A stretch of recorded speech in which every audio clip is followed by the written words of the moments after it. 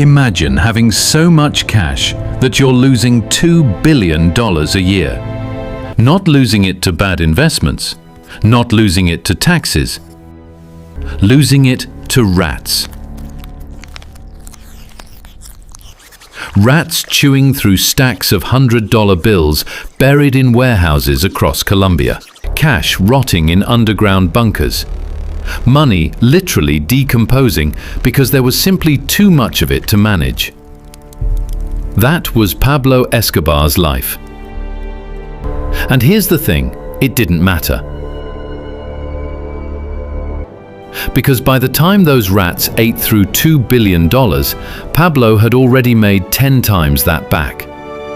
This is the story of the most profitable criminal operation in human history. A kid from a dirt-poor Colombian neighborhood who built an empire so large, so violent, and so untouchable that an entire country couldn't bring him down for over a decade. Let's talk about how he actually did it.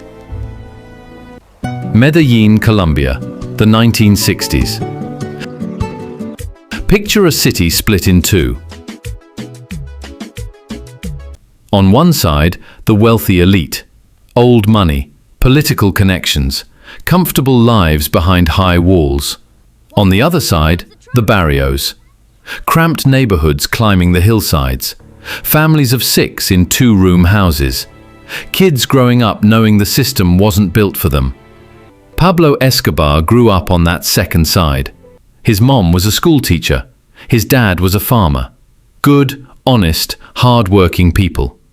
But Pablo watched the wealthy live their lives and made a decision very early. He decided he was going to be rich.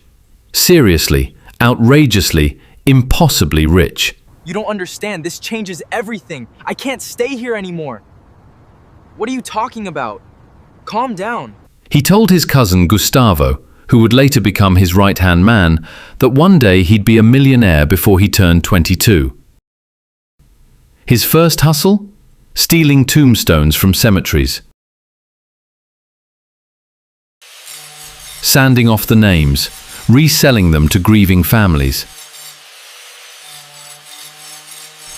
If that tells you anything about Pablo Escobar, it's that he had zero sentimentality about how money was made.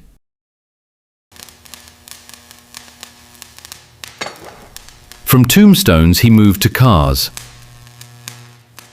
Running a theft ring, stealing vehicles, and either flipping them or holding them for ransom. Then he became a debt collector for local loan sharks, the guy you really didn't want showing up at your door. And this is where something important happened. Pablo discovered that violence wasn't just something bad people did. In his world, violence was a language, a tool, a shortcut through every problem that money alone couldn't solve. He became very fluent in that language, very fast. By his early 20s, he'd already been linked to kidnappings, extortion, and multiple murders. The Colombian police arrested him twice. Both times, he walked, because Pablo had figured out the other great tool in his arsenal: bribes. He learned early that almost everyone had a price. Judges, police chiefs, politicians. You just had to find the number.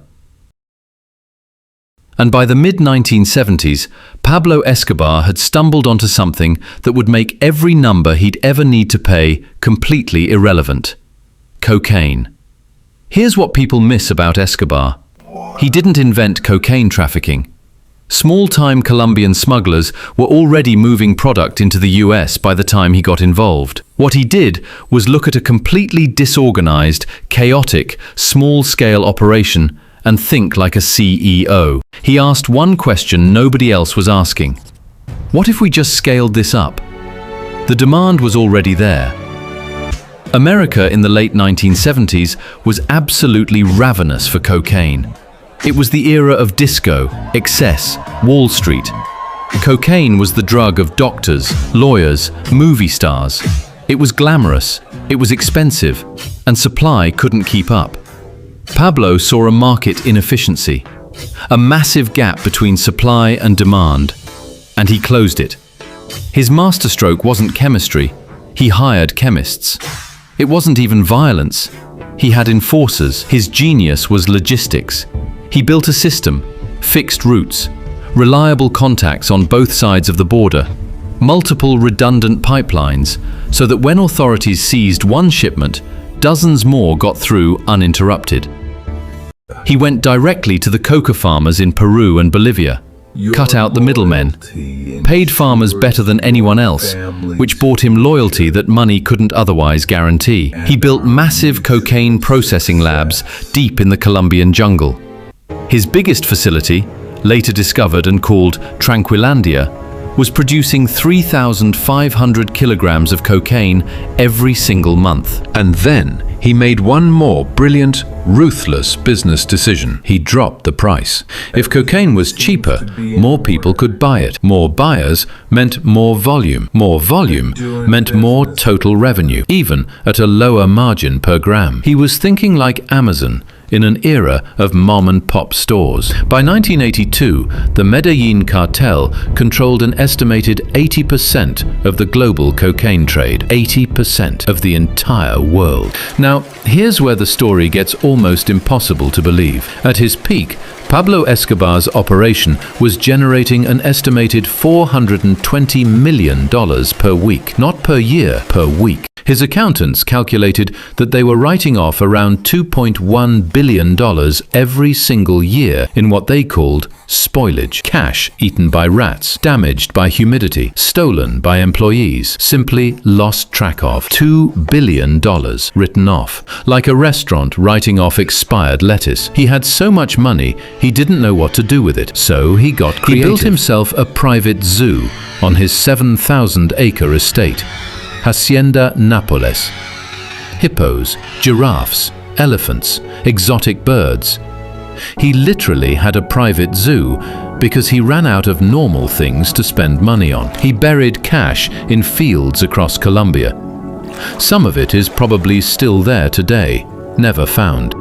He once burned $2 million in cash just to keep his daughter warm during a cold night while they were hiding in the mountains. $2 million for warmth. But here's the move that made him almost impossible to touch. He gave money away. Lots of it.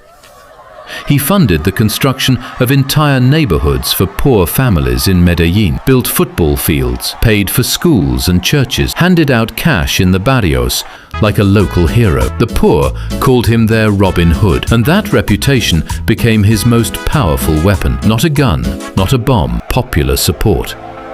A human shield of hundreds of thousands of people who genuinely loved him and would never give him up to authorities. But love only gets you so far. For everyone else, the judges, the politicians, the police chiefs, the journalists, Pablo had a different offer. 3 words that became the most feared phrase in Colombia: plata o plomo, silver or lead. Take the bribe or take the bullet. There was no third option, no negotiation, no appeal. Thousands of officials took the silver. Those who chose the lead, who thought they could stand against him, were killed. Pablo ordered the assassination of Colombia's justice minister. He had a presidential candidate gunned down in front of a crowd of thousands. Look out! Run for cover! He blew up a commercial airliner, 110 people killed, trying to assassinate a politician who wasn't even on the flight. He offered a standing bounty of $3,000 for every police officer killed in Medellín. The murder rate in Medellín hit 381 per 100,000 people, the highest of any city on earth. He wasn't just a drug trafficker anymore. He had declared war on an entire country. And for a long time, a horrifyingly long time, he was winning. But wars on countries tend not to end well. Colombia, backed heavily by the United States, launched one of the most expensive manhunts in history. The DEA, the CIA, US Special Forces, Colombian police, and a shadowy vigilante group called Los Pepes, enemies of Escobar, who wanted him dead as much as anyone. In a move of breathtaking arrogance, Pablo actually surrendered in 1991, but negotiated a deal to be imprisoned in a facility he essentially designed himself. They called it La Catedral. It had a soccer field, a bar, a jacuzzi, and a nightclub. He ran his entire operation from inside his own prison. When the Colombian government finally tried to move him to a real prison in 1992, he simply walked out. For 499 days, he was a fugitive, hiding in safe houses across Medellín, moving constantly, watching his empire crumble around him as allies were killed or flipped. And then he made his fatal mistake. He couldn't stop calling his family. We hear you. Signal intelligence teams, using technology provided by the US, triangulated his location from a phone call. A middle-class neighborhood in Medellín. A house that looked like any other. On December 2nd, 1993, one day after his 44th birthday, they surrounded it. Pablo tried to run, across the rooftops. The same city where he'd once been untouchable. He was shot 3 times. The final bullet entered behind his ear. He died on that rooftop. So what was Pablo Escobar's real secret? It wasn't the violence. Plenty of violent men never built anything. It was that he combined 4 things that almost never exist in one person. Vision. He saw a global market before anyone else did. Systems thinking. He built infrastructure, not just operations. Political intelligence. He understood that power needs legitimacy, even fake legitimacy, to survive. And absolute, total ruthlessness. He never hesitated when hesitation would have cost him everything. In a different life, a legitimate one, those 4 qualities build billion-dollar companies. In his life, they built the most destructive criminal empire the world has ever seen. The cocaine is gone. The cartel is gone. Pablo Escobar is gone. But Hacienda Nápoles is now a theme park.